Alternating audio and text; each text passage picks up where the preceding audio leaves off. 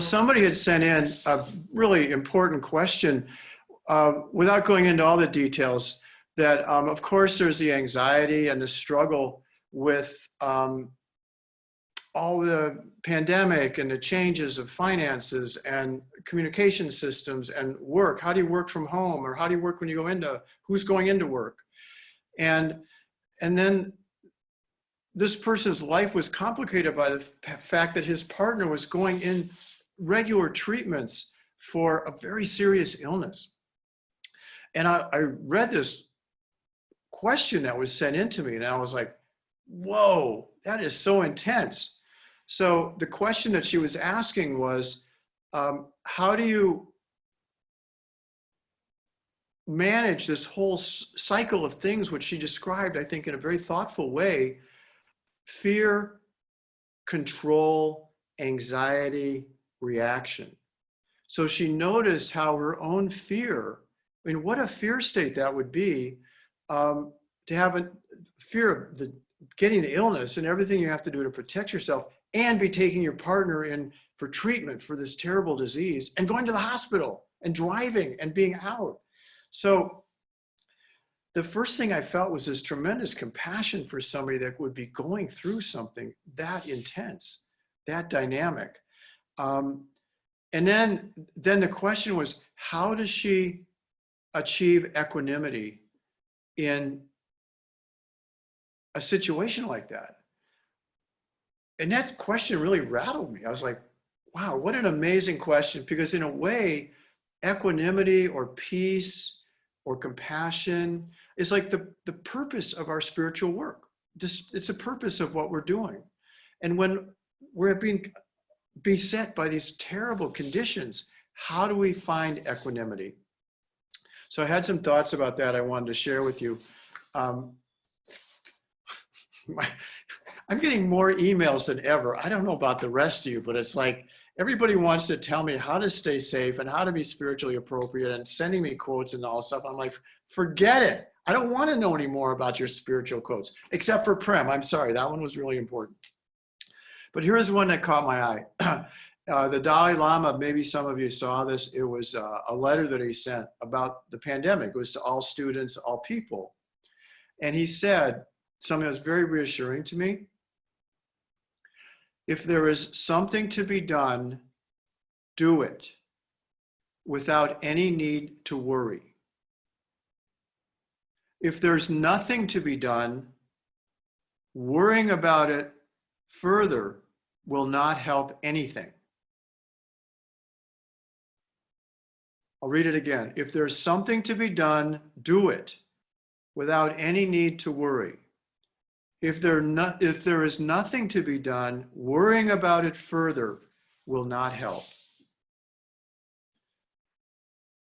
So I took some consolation from that, but I also felt like I don't have such complete mind control, right? I don't have such complete control of my thoughts. And I imagine that most of you don't either, that you sometimes have worries that arise or bad feelings that arise. And you're wondering yourself, how can you work with those? How do you work with those? And so that's a fantastic question. You know, my teacher, great teacher, Stephen Levine, said about this kind of a situation. He said, you know, we're doing spiritual practice. We're going to the gym and we're practicing with the 5-pound weights. Right? We're trying to get used to our own suffering and our own opening. He said, we don't start with the 100-pound weights. We don't start with taking on all the suffering of the whole universe, right? We start with the part that we can actually digest and feel and release. So now let's be honest with ourselves. All the practice that we've been doing, working with opening, working with our reactivity, working with compassion meditations, we've been at the gym, right? But now we're at the 25-pound weight station, okay? So the work that we've been doing is so much more important, because the onslaught of stimulation is so much more intense. So how do we find equanimity in that? one thing that helps me is just resting in the effectiveness of our practice. You know, all of us have learned to manage our own reactivity in a very different way than we used to do when we were not doing spiritual practice or when we stopped doing spiritual practice. Our emotional life becomes much more erratic and volatile. I think we know that. But when I was thinking about this talk, and I was thinking about what could I say quickly about equanimity and about being in the weight room with the 25-pound weights, you know, the pandemic, financial recession at least, et cetera, et cetera. So one thing that comforted me and I wanted to share with you is what's called in Buddhism the three jewels. The three jewels are one of the many lists of Buddhism. And I consider myself to be a neo-Buddhist, pantheist, neo-pagan. So I'm going to give you a rather diverse appreciation of this Buddha list because I think they're really non-denominational. So let's start with the concept, the feeling of the Buddha. The Buddha imagery is not just about the Buddha that existed 2,500 years ago as a spiritual teacher.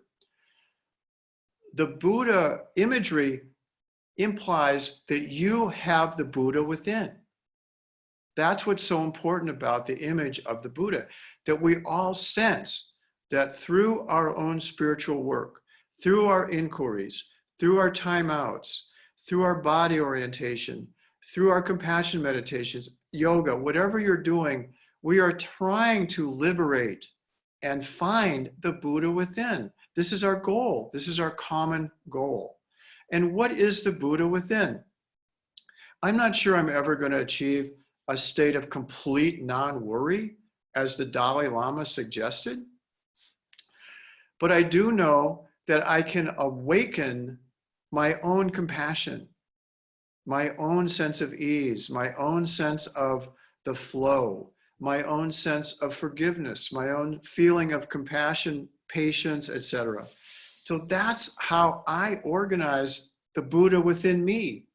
Each of you has a vision, I believe, it's either nascent, unconscious, or conscious, of the Buddha within you. And holding to that image, reminding yourself of that image, is one of the purposes of spiritual practice. So when I remember that there's a part of me, an invisible part of me, which is bigger than my anxiety, which is bigger than my reactivity, that is trying to watch and study and develop that consciousness, there is a sense of relaxation that comes from that. So then the next thing which I mentioned about the Sangha is that we are a Sangha. The 25 or 30 of us that have gathered here, to do spiritual work together are a Sangha. And the Sangha is the body of people that are trying to wake up together. It's a very powerful image. You know, I drive into the city on Lombard Street once a week to go to my office. And I see the most amazing commercials. Like they have these huge billboards, like the biggest billboards in the world. They're almost as big as the whole county of San Francisco. And they all address a need that I didn't even know I had till I read the billboard, right? It's like so many needs. I'm like, I didn't know I needed like teeth whitener. My God, my teeth are yellow. Oh God. But what you don't see on those billboards is a sign that says, wake up now, right? Compassionate inquiry will make your relationships better. You don't see that. So we're swimming in this pool of unconsciousness, and Western culture with its progress based on economic value. That's not a spiritual Sangha. You know, we have to find a group of people who are going to help us with our development. And that's one of the reasons I love to give these talks. I have to think about this. I have to create this Sangha and say, what am I going to say to these people? What do I know? So it's in the shelter in place, the whole idea of Sangha is very confusing. because, like it or not, you're creating some kind of sangha. You're creating some kind of sangha with the people you're living with. And that could be your parents. It could be a roommate. It could be your child. So there is the opportunity to find some way to wake up with them. As challenging as that may seem, you can bring more consciousness to those relationships. And you can create some kind of sangha. It just might be, how are you? It might be something very simple like that. But those that are living alone, I think, are particularly challenged. Some of my colleagues and friends are living by themselves. They also are working at creating sangha in a new way, digitally, like what we're doing right now. So sangha is challenging in this time, but it's also essential. So the last part of it is also exciting and interesting. What is it that gives me a sense of equanimity in these times? I've got this idea of the Buddha within. I've got my community of friends, the people that I'm trying to connect with around sangha and awakening. And then there's the Dharma. Now there's 10,000 books on the Dharma. They're written in many other languages than English, believe it or not. It could be astonishing. So I'm just going to use a couple of very basic definitions, which I found on a great spiritual text, Wikipedia. Dharma means things as they are. Being able to perceive and experience things as they are. Not caught up in our mind, not caught up in our judgments, beliefs, reactivities. Things as they are. And things as they are right now, guess what? Are changing quickly. They're impermanent. That's one of the touchstones of things as they are. They aren't that way very long, maybe like 2 microseconds, and then there's something else. So that is one of the tests of the Dharma. Can we be present with things as they are? Another thing Stephen Levine used to say very powerfully, I remember, is, can you open your heart in hell? No matter what the circumstances, how many people are dying, how terrible you feel physically, emotionally, can you take a deep breath and open your heart to that? Can you love that as it is? That is one of the core definitions of Dharma. Can you love it as it is without changing it?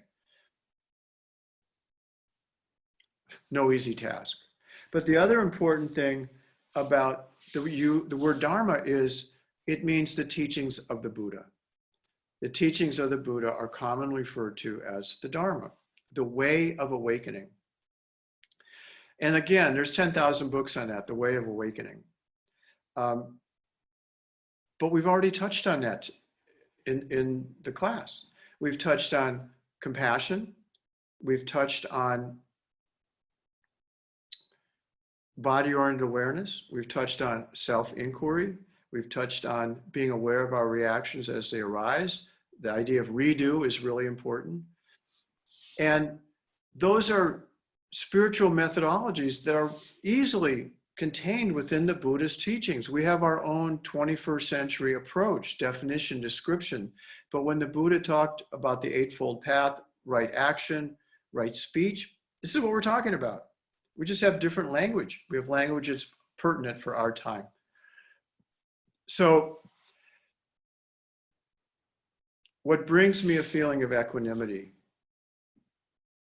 when I think about it deeply is the feeling that I can wake up to my conditioning. I can wake up to the reason why I feel so reactive.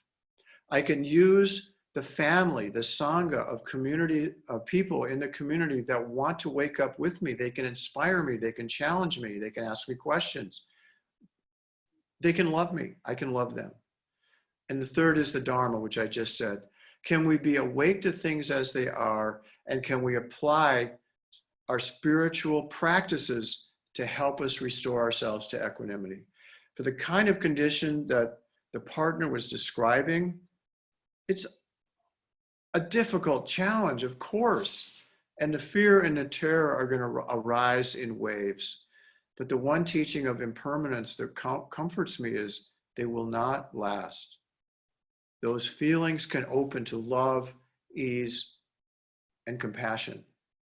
And that's my hope for that person that asked that question. And for the rest of us that are suffering this intense experience where our equanimity, our spiritual practices are challenged, now we need them more than ever.